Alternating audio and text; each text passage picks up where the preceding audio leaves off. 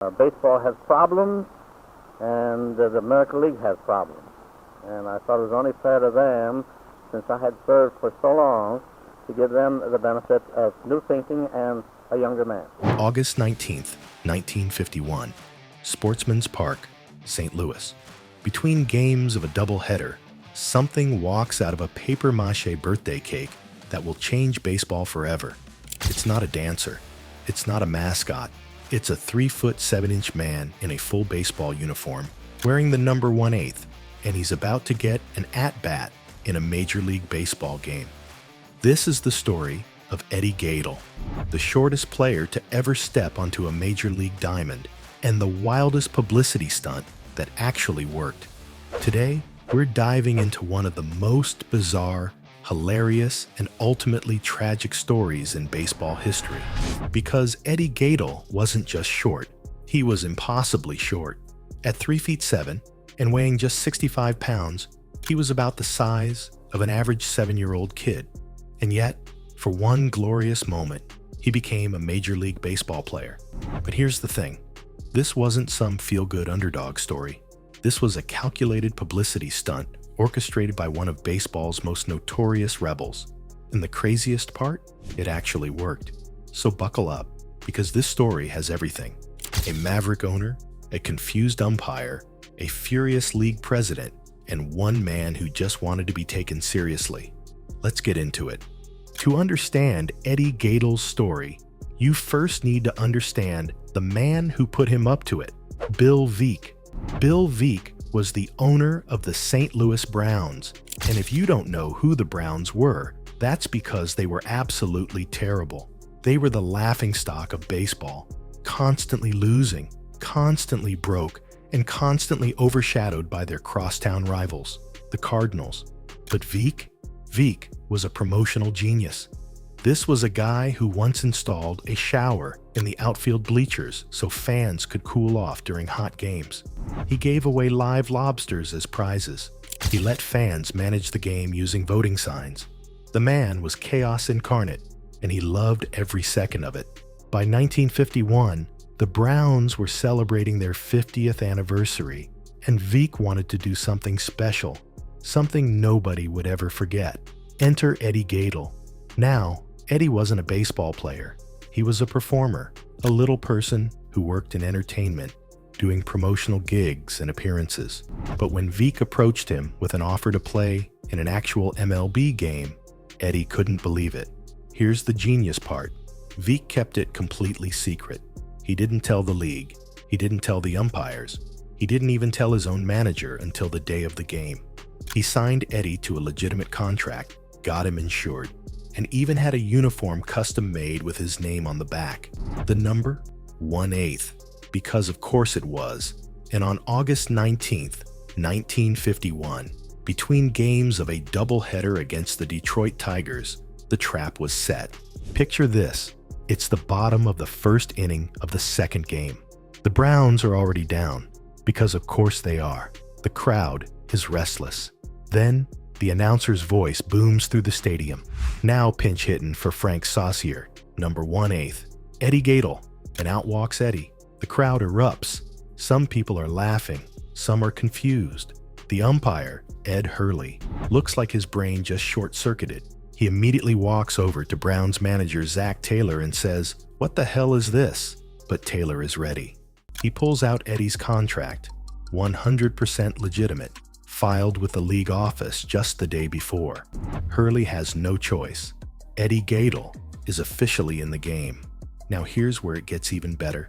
Before the game, Veeck pulled Eddie aside and gave him very specific instructions. Don't swing, no matter what. Just crouch down and make your strike zone as small as possible. And if Eddie even thought about swinging, Veeck had a guy in the stands with a rifle. Okay, maybe not actually, but Veeck definitely threatened him. So Eddie steps up to the plate and he crouches. I mean really crouches. His strike zone was about 1.5 inches tall, basically the size of a large grapefruit. The pitcher, Bob Kane, is laughing so hard he can barely throw. His catcher, Bob Swift, has to go down on both knees just to give him a target. The entire stadium is losing their minds. Pitch 1, ball. Pitch 2, ball. Pitch 3, ball. Pitch 4, ball. Eddie Gaedel draws a walk on 4 straight pitches, and the place absolutely explodes. He casually jogs down to first base, tips his cap to the crowd like he's Babe Ruth, and then gets replaced by a pinch runner. His major league career lasted exactly 1 plate appearance, perfect batting average, 1,000 on-base percentage. And just like that, he walks off into history. So you'd think baseball would just laugh this off, right? A harmless publicity stunt that got people talking about the game? Wrong. American League President Will Harridge was furious. The next day, he voided Eddie's contract and banned him from baseball permanently. He said it made a mockery of the game. Veeck fired back, saying if Eddie made a mockery of baseball, what did that make all the terrible players already in the league? But it didn't matter. Eddie Gaedel would never play again. Still, the stunt worked. The story made national headlines. Photos of Eddie's at-bat were plastered across every newspaper in America. The Browns got more publicity in one day than they'd gotten in years. And Eddie became famous. He did promotional appearances, signed autographs, and was featured in magazines. For a brief moment, he was a celebrity. But here's what makes this story so bittersweet. Eddie didn't want to be a punchline. He wanted to be taken seriously as a ball player.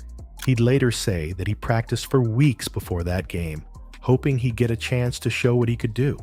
Instead, he got exactly 4 pitches, and then he was done. Before we get to the ending, let's hit you with some wild facts about Eddie Gaedel that make this story even crazier. 1. Eddie's official MLB player page still exists today. He has a permanent place in baseball history with a career OBP of 1.000, better than Babe Ruth, Mickey Mantle, or anyone else who's ever played the game. 2. After being banned, Eddie tried to organize a midget league where only little people could play baseball. It never happened, but imagine that alternate timeline. 3. Bill Veeck never regretted the stunt. He called it the only thing I ever did that people will remember forever. And honestly, he was right. 4. Bob Kane, the pitcher who walked Eddie, became friends with him afterward. Years later, Kane said it was the highlight of his career because it made people happy. 5. Eddie's uniform and contract are now in the Baseball Hall of Fame. The guy played 1 game and still got into Cooperstown. Now we need to talk about the part of this story that doesn't get told enough. After his brief moment of fame, Eddie struggled. Work dried up. The novelty wore off. He was back to doing small promotional gigs, trying to make ends meet. On June 18, 1961, just 10 years after his famous at-bat, Eddie Gaedel was found dead in Chicago at the age of 36. He'd been beaten during a mugging and died from his injuries. Only a handful of people showed up to his funeral. Bob Kane, the pitcher who walked him, was one of them. He said it was one of the saddest days of his life. Eddie had wanted so badly to be more than just a publicity stunt. He'd wanted to be remembered as a real ball player, someone who belonged in the game. But in the end, baseball treated him like a joke, a one-day novelty act that got laughed at and then forgotten.